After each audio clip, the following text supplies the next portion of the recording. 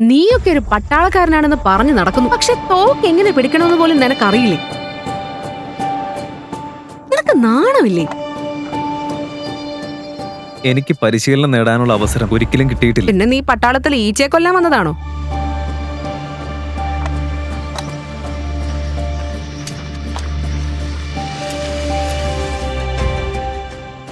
വിക്രമിനെ തുറിച്ചു നോക്കിക്കൊണ്ട് വനിതാ കമാൻഡർ ചോദിച്ചു. അപ്പൊ ശത്രുക്കളെ കൊല്ലാൻ കത്തിയുമായിട്ടാണല്ലേ നീ ഈ കാട്ടിലേക്ക് വന്നത്? നിനക്കൊരു പട്ടാളക്കാരനാകാനുള്ള ധൈര്യം പോലുമില്ല.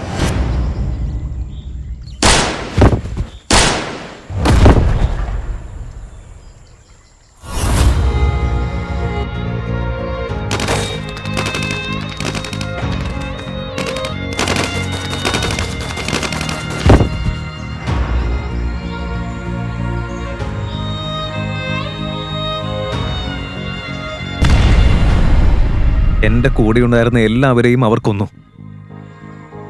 ഞങ്ങളുടെ ഔട്ട് പോസ്റ്റിൽ വലിയൊരു സ്ഫോടനമാണ് നടന്നത്. എല്ലാം തകർന്നുപോയി. എന്ത്?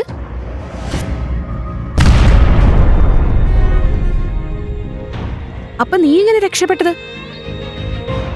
ഞങ്ങളുടെ ഔട്ട് പോസ്റ്റിലെ ഭക്ഷണ സാധനങ്ങളെല്ലാം തീർന്നു പോയിരുന്നു. സാധനങ്ങൾ കൊണ്ടുവരാൻ എന്നെ മറ്റൊരു ഔട്ട് പോസ്റ്റിലേക്ക് അയച്ചതായിരുന്നു. ഞാൻ തിരിച്ചെത്തുമ്പോഴേക്കും ആ സ്ഫോടനത്തിൽ എല്ലാം തകർന്നിരുന്നു. ആ സ്ഫോടനത്തിൽ എന്റെ കൂടെയുണ്ടായിരുന്ന എല്ലാവരെയും ശത്രുക്കൾ കൊന്നുകളഞ്ഞു. എന്നിട്ട് നീ എന്തുകൊണ്ട് ഇത് റെജിമെന്റിൽ റിപ്പോർട്ട് ചെയ്തില്ല? കാരണം ആദ്യം എന്റെ കൂടെയുണ്ടായിരുന്നവരുടെ മരണത്തിന് പ്രതികാരം ചെയ്യണമെന്നായിരുന്നു എന്റെ ആഗ്രഹം. ഓരോരുത്തരും അവരവരുടെ സ്ഥാനത്തിനനുസരിച്ച കാര്യങ്ങൾ ചെയ്യേണ്ടത്. നിനക്കൊരു പട്ടാളക്കാരനാകാനുള്ള ധൈര്യം പോലുമില്ല. പട്ടാളക്കാരൻ എന്ന പേരിന് തന്നെ നാണക്കേടാ നീ. ആരുടെയോ റെക്കമെൻഡേഷൻ കൊണ്ടായിരിക്കും നീ ഇത്രയും ദൂരം എത്തിയത്. ആ വാക്കുകൾക്ക് വിക്രം മറുപടി ഒന്നും പറഞ്ഞില്ല. യഥാർത്ഥത്തിൽ ശത്രുക്കളെ തേടിപ്പിടിക്കാനായി അവൻ ഈ കാട്ടിലേക്ക് വന്നപ്പോൾ കുറച്ച് തീവ്രവാദികൾ അവനെ വളഞ്ഞ് ആക്രമിച്ചിരുന്നു. അപ്പോഴാണ് ഈ വനിതാ കമാൻഡർ അവന്റെ ജീവൻ രക്ഷിച്ചത്. ഇനിയും കൂടുതൽ ശത്രുക്കൾ എത്തുന്നതിന് മുൻപ് നമുക്ക് ഇവിടെ നിന്ന് പുറത്തു കടക്കണം. Let's go. വനിതാ കമാൻഡറായ കരീഷ്മയുടെ കൂടെ വിക്രം പോസ്റ്റിലേക്ക് തിരികെ നടക്കാൻ തുടങ്ങി. അതിനിടയിൽ പെട്ടെന്ന് കുറ്റിക്കാട്ടിൽ നിന്ന് ആരോ നീങ്ങുന്ന ശബ്ദം കരീഷ്മ കേട്ടു. പുറകിലേക്ക് മാറ്. ഇവിടെ കുറെ ശത്രുക്കൾ ഒളിച്ചിരിക്കുന്നുണ്ട്.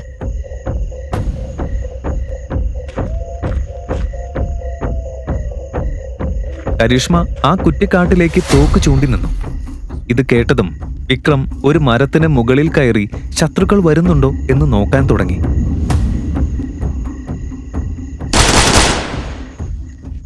അപ്പോ ഇപ്പോൾ എന്നോട് പോരാടാനാണോ നിന്റെ ഉദ്ദേശം? ഭീരുക്കളോട് സംസാരിച്ച് ഞാൻ സമയം കളയാറില്ല.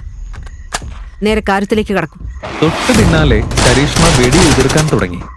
കരീഷ്മ ഒറ്റയ്ക്ക് തന്നെ ആ ശത്രുക്കളെ എല്ലാം ഒന്നിനു പിന്നാലെ ഒന്നായി വീഴ്ത്തുന്നത് കണ്ട് വിക്രം ശരിക്കും ഞെട്ടിപ്പോയി.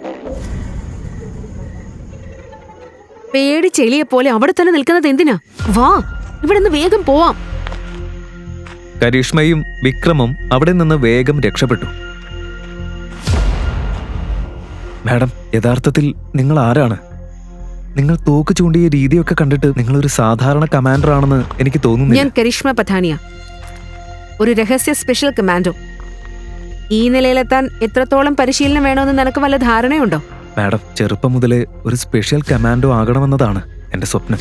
അതിനുവേണ്ടി എന്തും ചെയ്യാൻ ഞാൻ തയ്യാറാണ്. ഒരു ശത്രുവിനെ കൊന്നതുകൊണ്ട് നീ വലിയ ഹീറോയാണെന്ന് കരുതുന്നുണ്ടോ? നിന്നെ പോലുള്ളവർ അവസാനം സ്പെഷ്യൽ കമാൻഡോയുടെ ബൂട്ട് പോളിഷ് ചെയ്തുകൊണ്ടിരിക്കും. മാഡം, എനിക്ക് ഒരേ ഒരു അവസരം മാത്രം തരൂ പ്ലീസ്. ഇത് കേട്ട കരീഷ്മ കാടിന്റെ നടുവിൽ വെച്ച് തന്നെ നിന്നു. വിക്രമിനെ നോക്കി അവൾ പറഞ്ഞു. ശരി, നിനക്കൊരു സ്പെഷ്യൽ കമാൻഡർ ആകാനുള്ള അവസരം ഞാൻ തരാം. പക്ഷെ അതിന് പകരമായി എനിക്കൊരു നിബന്ധനയുണ്ട്. കരീഷ്മ തന്റെ നിബന്ധന വിക്രമിനോട് പറഞ്ഞതും വിക്രം ആകെ ഞെട്ടിപ്പോയി. പക്ഷെ അതെങ്ങനെ സാധിക്കും മാഡം? നന്നായി ആലോചിക്കും. നിനക്കൊരു സ്പെഷ്യൽ കമാൻഡർ ആകണോ അതോ ഇവിടെ തന്നെ കഴിഞ്ഞ ജീവിതകാലം മുഴുവൻ ഇങ്ങനെ ജീവിക്കണോ? തീരുമാനം നിന്റേതാ വിക്രം. അതിനുശേഷം കരീഷ്മയും വിക്രമും അടുത്തുള്ള ഒരു ഔട്ട് പോസ്റ്റിലെത്തി. അവിടെ വിക്രം തന്റെ റിപ്പോർട്ട് തയ്യാറാക്കുകയായിരുന്നു. എന്നാൽ കുറച്ച് നിമിഷങ്ങൾക്കകം ആ ഔട്ട് പോസ്റ്റിൽ എല്ലാവരെയും ഞെട്ടിച്ചുകൊണ്ട് ഒരു സംഭവം നടന്നു. സൈന്യത്തിലെ ഏറ്റവും ഉയർന്ന റാങ്കിലുള്ള ഉദ്യോഗസ്ഥനായ മേജർ ബക്ഷി ഒരു ഹെലികോപ്റ്ററിൽ അവിടെ വന്നിറങ്ങി. അതേസമയം കരീഷ്മ മേജർ ബക്ഷിയുടെ കൂടെ അവിടെ നിന്ന് പോയതിനു ശേഷം ഔട്ട് പോസ്റ്റിലെ സീനിയർ ഓഫീസർ വിക്രമിനോട് പറഞ്ഞു, വാ, നിന്റെ സാധനങ്ങളൊക്കെ പാക്ക് ചെയ്തോളൂ. Yes sir. എന്തായാലും ഉത്തരവില്ലാതെ കാട്ടിലേക്ക് കയറിയതിലൂടെ നീ ആർമിയുടെ അച്ചടക്കം ലംഘിച്ചു. ഇനി നിന്നെ ഇവിടെ നിന്ന് പിരിച്ചുവിടുകയാണ്. പക്ഷെ സർ, എന്റെ കൂടെ ഉണ്ടായിരുന്നവരുടെ മരണത്തിന് പ്രതികാരം ചെയ്യണമെന്ന് മാത്രമേ ഞാൻ ആഗ്രഹിച്ചു. പ്രതികാരമോ? അത് നീയോ? എങ്ങനെ പിടിക്കണമെന്ന് പോലും നിനക്കറിയില്ല. എന്നിട്ടും നിനക്ക് നാണമില്ലേ? എല്ലാവരും വിക്രമിനെ കളിയാക്കി ചിരിക്കുകയായിരുന്നു. പെട്ടെന്നാണ് മറ്റൊരു ഹെലികോപ്റ്റർ അവിടെ വന്നിറങ്ങിയത്. സർ, എല്ലാം ഓക്കെ അല്ലേ? കമാൻഡർ വിക്രം, നീ ഞങ്ങളുടെ കൂടെ വരണം. ഇത് ഹെഡ്ക്വാർട്ടേഴ്സിൽ നിന്നുള്ള ഉത്തരവാണ്. Yes sir. ഇത് കേട്ടതും അവിടെയുണ്ടായിരുന്ന എല്ലാവരും ഞെട്ടിപ്പോയി. അതോടെ വിക്രം ഹെലികോപ്റ്ററിൽ കയറി റെജിമെന്റിലേക്ക് പുറപ്പെട്ടു. തന്റെ ജീവിതം തന്നെ മാറ്റിമറിക്കാൻ പോകുന്ന ഒരു വലിയ വഴിത്തിരിവാണ് ഇനി വരാൻ പോകുന്നതെന്ന് അവൻ അറിയില്ലായിരുന്നു. ഈ റെജിമെന്റിലേക്ക് സ്വാഗതം വിക്രം. ഇവിടെ നിനക്ക് പരിശീലനം നൽകും. അതിലെ എല്ലാ ഘട്ടങ്ങളും നീ പൂർത്തിയാക്കണം.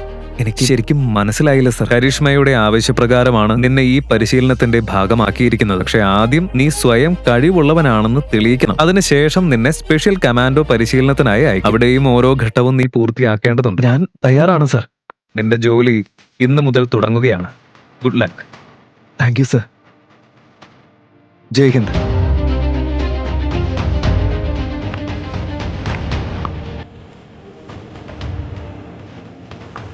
ജയ് ഹിന്ദ് സാർ.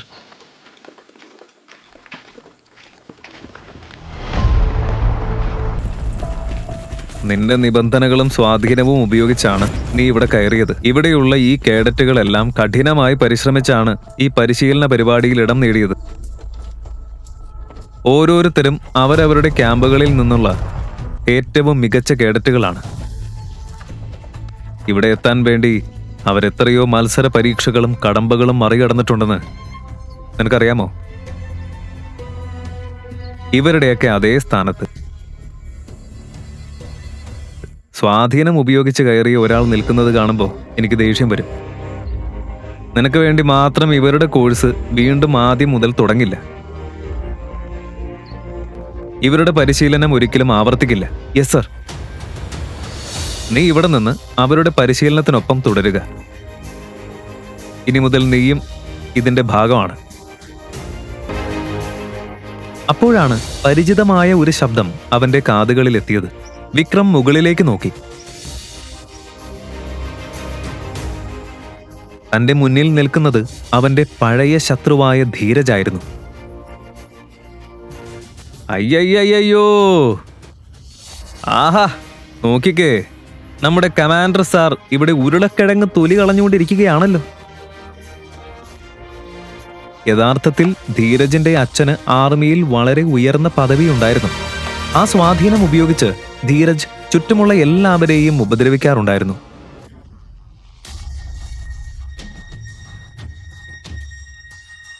നമ്മുടെ കമാൻഡർ സാഹിബിന്റെ വിധിയിൽ മത്തങ്ങ അരിയുന്നതും മസാല താളിക്കുന്നതും അല്ലാതെ വേറൊന്നുമില്ലെന്ന് തോന്നുന്നു.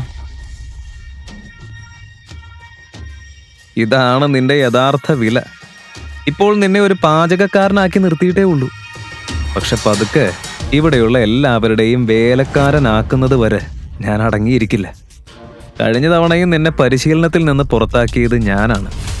ഇത്തവണയും അത് തന്നെ സംഭവിക്കും. ഒരു ദിവസം ധീരജ് വിക്രമിനോട് തന്റെ ഷൂസ് വൃത്തിയാക്കാൻ ആവശ്യപ്പെട്ടു.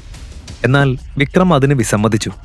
അതോടെ ധീരജ് വിക്രമിനെ ശാരീരികമായി ആക്രമിക്കാൻ ശ്രമിക്കുക മാത്രമല്ല, തന്റെ അച്ഛന്റെ സ്വാധീനം ഉപയോഗിച്ച് പരിശീലനം പൂർത്തിയാക്കുന്നതിന് മുൻപ് തന്നെ അവനെ കാട്ടിനുള്ളിലെ ഒരു വിദൂര ഔട്ട് പോസ്റ്റിലേക്ക് സ്ഥലം മാറ്റുകയും ചെയ്തു. അങ്ങനെ ദിവസങ്ങൾ കടന്നുപോയി. അവസാനം ക്യാമ്പിലെ ഒരു പാചകക്കാരൻ എന്ന നിലയ്ക്ക് വിക്രം ഒതുങ്ങിപ്പോയി. ഹലോ സർ, ഇന്ന് വളരെ ഉയർന്ന റാങ്കിലുള്ള ഒരു ഉദ്യോഗസ്ഥൻ ഇവിടെ പരിശീലനത്തിനായി വരുന്നുണ്ട്. ഭക്ഷണം വളരെ നന്നായിരിക്കണം, മനസ്സിലായോ? Yes sir.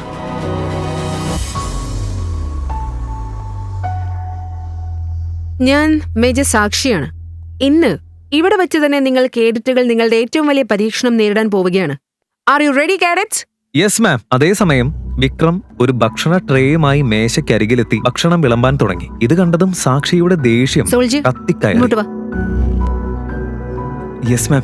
പരിശീലന സമയത്ത് നീ ഇവിടെ ഭക്ഷണം പാകം ചെയ്ത് വിളമ്പുകയാണോ? നീ ഇവിടെ വന്നത് ഒരു ഷെഫ് ആവാനാണോ? മാഡം, ഇവിടെ ഉള്ളതിൽ വെച്ച് ഏറ്റവും കഴിവ് കെട്ടതും വിലയില്ലാത്തവനുമായ കേഡറ്റാണ് ഇവൻ. പരിശീലനം എന്ന് കേൾക്കുമ്പോഴേക്കും ഇവൻ ഓടും. അടുക്കളയിലിരുന്ന് ചപ്പാത്തി പരത്തുക മാത്രമാണ് ഇവൻ ചെയ്യുന്നത്. നിനക്ക് നാണമില്ലേ? ഇത്രയും ദൂരെ എത്താൻ വേണ്ടി ആളുകൾ എത്രയോ സ്വപ്നങ്ങളുമായിട്ടാ കഷ്ടപ്പെടുന്നത്. മാഡം, രാഷ്ട്രീയ സ്വാധീനം ഉപയോഗിച്ചാണ് ഇവൻ ഇവിടെ കയറിയത്. അതുകൊണ്ടാണ് ഇവനെതിരെ ഞങ്ങൾക്ക് കാര്യമായി ഒന്നും ചെയ്യാൻ കഴിയാത്തത്. നല്ലൊരു സമയം നോക്കി നിന്റെ പരിശീലനം തുടങ്ങാൻ ഞാനിനി ജ്യോതിഷിയോട് ചോദിക്കണോ? ട്രെയിനിങ് ഗ്രൗണ്ടിലേക്ക് പോയി പരിശീലനത്തിനായിട്ട് തയ്യാറായി നിൽക്ക്. ഓ, അങ്ങനെ വിക്രമും ഗ്രൗണ്ടിലേക്ക് പോയി മറ്റ് കേഡറ്റുകൾക്കൊപ്പം സ്ഥാനമുറപ്പിച്ചു. ഇതെല്ലാം കണ്ട് എല്ലാവരും വിക്രമിനെ ഒളിഞ്ഞു നോക്കി ചിരിച്ചുകൊണ്ടിരുന്നു. കാഡറ്റ്സ്, ഇന്ന് നിങ്ങൾ നിങ്ങളുടെ ഏറ്റവും വലിയ പരീക്ഷണം നേരിടാൻ പോവുകയാണ്. വർഷങ്ങളായി ഈ പരീക്ഷണം വിജയിച്ചു കടക്കാൻ ആർക്കും കഴിഞ്ഞിട്ടില്ല. നിങ്ങളിൽ നിന്ന് വലിയ പ്രതീക്ഷകളുമായാണ് ഞാൻ ഈ ബാച്ചിന്റെ അടുത്തേക്ക് വന്നിരിക്കുന്നത്. എന്റെ പ്രതീക്ഷകൾക്കൊത്ത് ഉയർന്നു വരുന്നവർക്ക് ഒരു സ്പെഷ്യൽ കമാൻഡർ ആകാനുള്ള അവസരം ലഭിക്കും. Okay ma'am. അവിടെ ആ മരപ്പലക കാണുന്നുണ്ടോ? അതിന്റെ കൃത്യം നടുവിലായി ഒരു കറുത്ത പൊട്ടുണ്ട്. ആ കറുത്ത പൊട്ടിലേക്ക് നിങ്ങൾ ഉന്നം വെക്കണം. ആ ലക്ഷ്യത്തിൽ കൃത്യമായി വെടിയുതിർക്കുന്നവർ ഈ പരീക്ഷണം വിജയിക്കും. മാഡം, ഞാൻ വെടിവെക്കാം. ഇവിടെ ഉള്ളതിൽ വെച്ച് ഏറ്റവും മികച്ച ഷൂട്ടർ ഞാനാണ്. ഈ ടാസ്കിൽ വിജയിക്കാൻ പോകുന്നത് ഞാൻ തന്നെയാണെന്ന് എനിക്ക് ഉറപ്പാണ്. നീ വെടിവെച്ചതിന് ശേഷം അതങ്ങനെ തന്നെയാണോ എന്ന് ഞാൻ നോക്കാം. ഇത് കേട്ടതും ധീരജ് നിവർന്നു നിന്നു. സ്പെഷ്യൽ കമാൻഡർ ആകാൻ വിധിക്കപ്പെട്ടത് താൻ തന്നെയാണെന്ന് അവൻ ഉറപ്പായിരുന്നു. ധീരജ് മുന്നോട്ട് വന്ന് ഉന്നം പിടിച്ചു. പക്ഷേ അവന്റെ വെടിയുണ്ട കറുത്ത പൊട്ടിൽ കൊള്ളുന്നത് പോയിട്ട് മരപ്പലകയിൽ പോലും തട്ടിയില്ല. ഈ ബാച്ചിൽ എനിക്ക് വലിയ പ്രതീക്ഷയുണ്ടായിരുന്നു. പക്ഷെ എല്ലാ വർഷത്തെയും പോലെ ഇത്തവണയും ഈ പരീക്ഷണം വിജയിക്കാൻ ആർക്കും കഴിഞ്ഞില്ല. ഇനി പോയി എന്റെ സ്ഥാനത്ത് നിൽക്ക്. അപ്പോഴേക്കും ഈ ടാസ്ക് ആർക്കും ചെയ്യാൻ കഴിയാത്ത അത്ര ബുദ്ധിമുട്ടുള്ളതാണെന്ന് എല്ലാവർക്കും മനസ്സിലായി. വേറെ ആരെങ്കിലും ഉണ്ടോ? മാം, ഞാനൊന്ന് ശ്രമിച്ചു നോക്കിക്കോട്ടെ, നിങ്ങളുടെ അനുവാദത്തോടെ. മാം, ഇതെന്താ ഇവിടെ കത്തിയും സ്പൂണും കൈകാര്യം ചെയ്യുന്നതിനെ കുറിച്ചല്ല സംസാരിക്കുന്നത്. പോയി കുറച്ച് പച്ചക്കറി അരിയടാ. ധീരജ് വിക്രമിനോട് അത് പറഞ്ഞതും എല്ലാവരും അടക്കി ചിരിക്കാൻ തുടങ്ങി. Silence. Soldier, you can try. Madam, ഇവൻ വെറുതെ സമയങ്ങളെ. ജീവിതത്തിൽ ഇന്ന് വരെ ഇവൻ ഒരു തോക്ക് പോലും ഇവന്റെ കയ്യിൽ പിടിച്ചിട്ടില്ല. നോക്കൂ, ഇവനും ഈ ബാച്ചിന്റെ ഭാഗമാണ്. ഇവനൊന്നും ചെയ്യാൻ പോകുന്നില്ലെന്ന് എനിക്കും അറിയാം. പക്ഷേ അവനൊരു അവസരം നൽകുക എന്നത് എന്റെ കടമയാണ്. Thank you ma'am. എന്നാൽ വിക്രം ഉന്നം പിടിച്ചതും അവിടെ ഉണ്ടായിരുന്ന എല്ലാവരും അമ്പരന്ന് പോയി.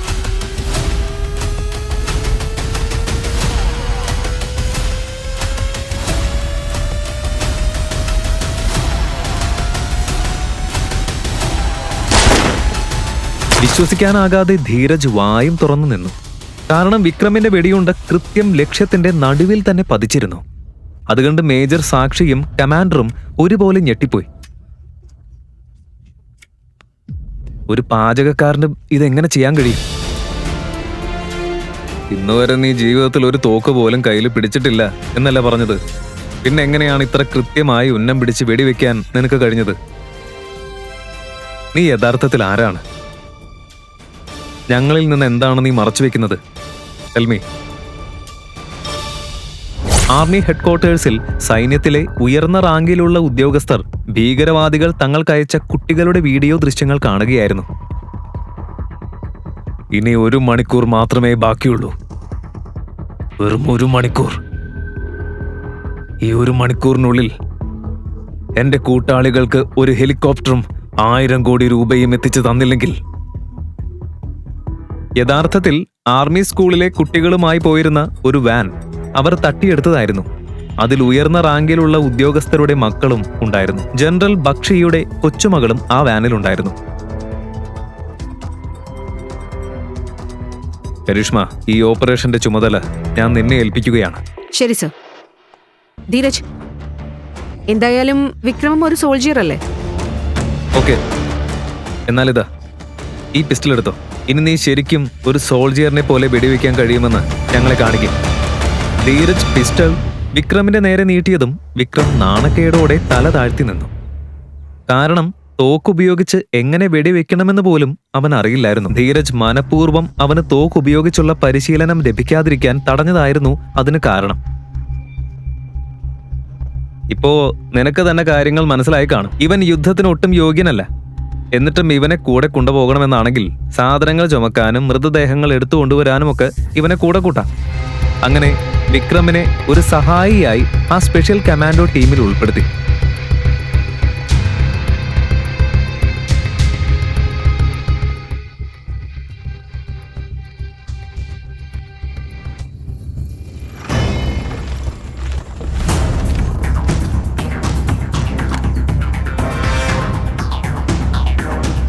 എല്ലാ സ്നൈപ്പർ കമാൻഡോസും ശത്രുക്കളെയെല്ലാം തോക്കിൻ മുനയിൽ നിർത്തിയതോടെ ലഫ്റ്റനന്റ് ധീരജ് വിളിച്ചു പറഞ്ഞു, ഫിറോസ്, നിന്റെ കളി കഴിഞ്ഞു. നിങ്ങളെല്ലാവരും ഞങ്ങളുടെ സ്നൈപ്പർമാരുടെ ഉന്നത്തിലാണ്. നിങ്ങളിൽ ആരെങ്കിലും ഒരു ഇഞ്ച് പോലും അനങ്ങിയ നിങ്ങളുടെ തല തണ്ണിമത്തം പൊട്ടുന്നത് പോലെ പൊട്ടിത്തെറിക്കും. ജീവനോടെ രക്ഷപ്പെടണമെങ്കിൽ ഇപ്പോൾ തന്നെ കീഴടങ്ങിക്കോ. നിൽക്ക്. ഈ വഴിയിലുടനീളം ഞാൻ ബോംബുകൾ സ്ഥാപിച്ചിട്ടുണ്ട്. ഈ ബസ്സിനുള്ളിലും ബോംബ് വെച്ചിട്ടുണ്ട്. ആരെങ്കിലും ഒരടി പോലും മുന്നോട്ട് വെച്ചാൽ ഞാൻ ഈ ഡിറ്റണേറ്റർ അമർത്തും. പിന്നെ എല്ലാം പൊട്ടിത്തെറിക്കും. എല്ലാവരും പിന്നോട്ട് നിൽക്ക്. അവന്റെ വാക്കുകൾ കേട്ടതും ധീരജിന്റെയും മറ്റ് കമാൻഡോസിന്റെയും കാലിനടിയിലെ മണ്ണ് ഒലിച്ചു പോയതുപോലെയായി. ശരി സർ, ഞാൻ നോക്കിക്കോളാം.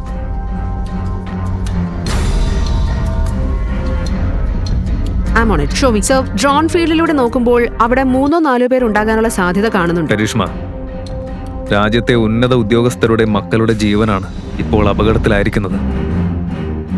നീ ഒരു കാര്യം ചെയ്, കൂടെയുള്ള ആ സോൾജിയറിനെ ചർച്ചയ്ക്കായി അങ്ങോട്ട് അയക്കേ. ശരി സർ. നോക്ക്, നിനക്കൊരവസരം വേണമെന്നല്ലേ പറഞ്ഞത്? ഇതാ നിനക്ക് ആ അവസരം കിട്ടിയിരിക്കുന്നു. അകത്തേക്ക് ചെന്ന് അവിടെ എന്താണ് നടക്കുന്നതെന്ന് നോക്കിയിട്ട് വാ. ഇതാണ് നിന്റെ സമയം. ശരി മാം. ഫിറോസ്,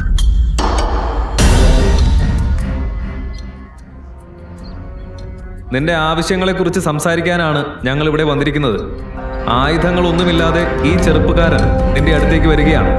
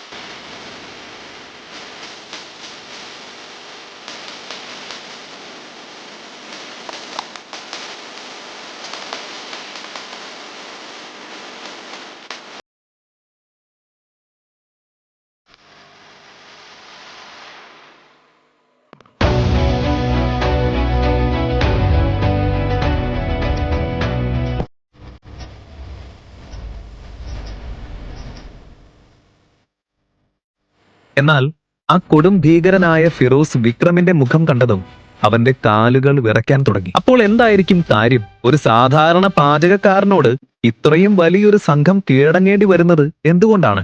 എന്തിനാണ് ഇത്രയും അപകടകാരിയായ ഒരാൾ ഒരു പാചകക്കാരനോട് തന്റെ ജീവന് വേണ്ടി യാചിക്കുന്നത്? അവൻ എന്താണ് മറച്ചു വെക്കുന്നത്? അടുത്ത എപ്പിസോഡുകൾ കാണാൻ download pocket FM app. Link in description.